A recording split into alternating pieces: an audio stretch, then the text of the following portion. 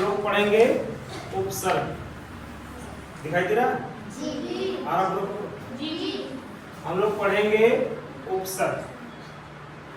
उपसर्ग किसी शब्द के पूर्व में जुड़ने वाले शब्दांश को उपसर्ग कहते हैं। इसका मतलब जो विशेष अर्थ प्रकट करते हैं। किसी शब्द के पूर्व में जुड़ने वाले कुछ ऐसे शब्दांश होते हैं जिनको जोड़ने के बाद एक नया शब्द बनता है और उन नया शब्द का एक विशेष अर्थ होता है। जैसे अप और मान। मान के आगे अगर अप जोड़ दिया जाए तो क्या हो जाएगा? अपमान हो गया। अपमान का मतलब क्या होना? बेइज्जत करना। इसी तरह सफल। सफल के आगे अगर अ उपसर्ग लगा दिया जाए तो क्या हो जाएगा? असफल हो जाएगा। तो इसमें अगर कोई पूछे कि अपमान में कौन सा उपसर्ग लगा है तो क्या बताएंगे? आ उपसर्ग। ठीक।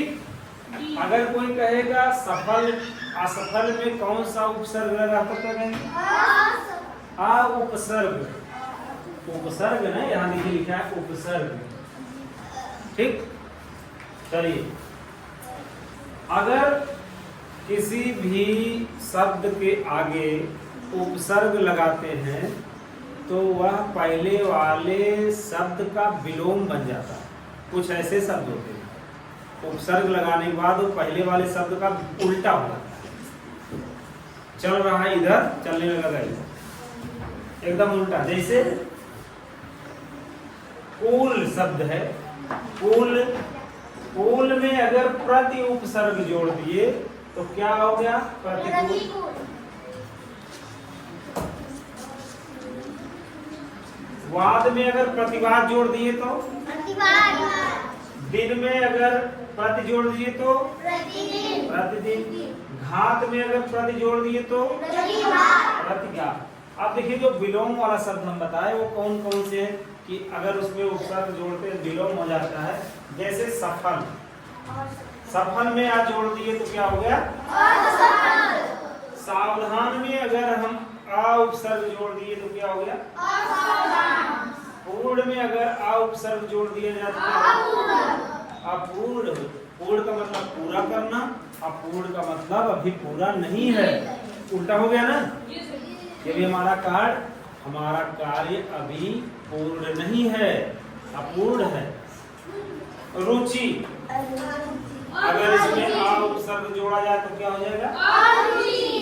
रुचि का मतलब होता है हमारा इंटरेस्ट है किसी काम को करने में। अगर उसमें आ उपसर्ग लगा दें तो हो जाएगा अरुचि, हमारा मन नहीं कर रहा है इस काम को करने। उल्टा हो गया ना? एक में होगा न्याय करना। न्याय, किसी को कोई मारपीट किया, कुछ भी हुआ तो दो लोग, जुम्मन और कौन था जो जुम्मन शेख और अलगू चौधरी को न्याय के लिए सरपंच बनाया गया था बारी बारी से ना। तो उन लोग क्या न्याय देने के लिए गए थे, लेकिन अगर उसमें आ जोड़ दिया जाए तो क्या हो जाएगा? अन्याय। प्रसन्न, कोई बहुत खुश है, कोई 1 किलो लड्डू पा गया, खूब प्रसन्न हो गए। 15 अगस्त में आप लोग लड्डू मिलता है, शादी विवाह में मिलता है। आप लोग मेला में जाते हैं तो क्या पाकर खूब प्रसन्न होते हैं?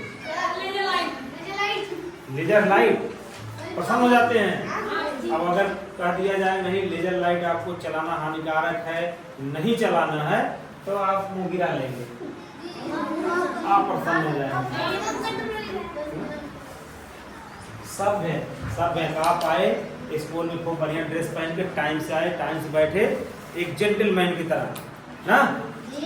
और एक सारे लोग ड्रेस में हैं और कितने 2-3 तो कैसे हैं बिना ड्रेस के, असभ्यता पूर्वक आ रहे हैं, मारपीट कर रहे हैं, गाली गलौज कर रहे हैं, चले जाते, उनको बोलते असभ्य। आ उपसर्ग लग गया, हो गया उल्टा। एक हो गया सब, एक हो गया। इसके बाद हम लोग देखते हैं प्रत्यय। क्या प्रत्यय? प्रत्यय शब्दों के बाद जो अक्षर या अक्षर समूह लगाया जाता है उसे प्रत्यय कहते हैं। शब्दों के बाद में लगता है, देखिए उपसर्ग शब्द के पहले लगता है, उपसर्ग शब्द के और प्रत्यय क्या होता है? आदित्य खड़े होइए। उपसर्ग कहाँ लगता है और प्रत्यय कहाँ लगता है? इधर आइए, क्या खड़े हुई, इधर मुंह करिए। उपसर्ग कहाँ लगता है और प्रत्यय कहाँ लगता है? उपसर्ग अक्षर के पहले लगता है, प्रत्यय शब्द के पहले। ये भी तो शब्द है ना, मान। जब दो अक्षर मिल जाते हैं, दो से अधिक अक्षर मिलते हैं तो एक शब्द बनता है। ठीक, चलिए। शब्द के पहले जो लगता है उसे उपसर्ग बोलते हैं और शब्द के बाद जो लगता है उसको प्रत्यय बोलते हैं।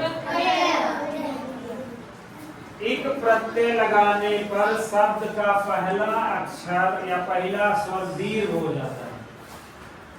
अगर एक प्रत्यय लगा, जैसे ये शब्द मास, अगर एक प्रत्यय लग गया तो क्या हो गया? माँ हो गया। यहाँ पक्ष है, एक लग गया, क्या हो गया? वर्ष है, एक लग गया, क्या हो गया? सप्ताह में एक प्रत्यय लग गया, क्या हो गया? साप्ताहिक। साप्ताहिक नहीं, इस तरह से हम लोग आज क्या पढ़े हैं?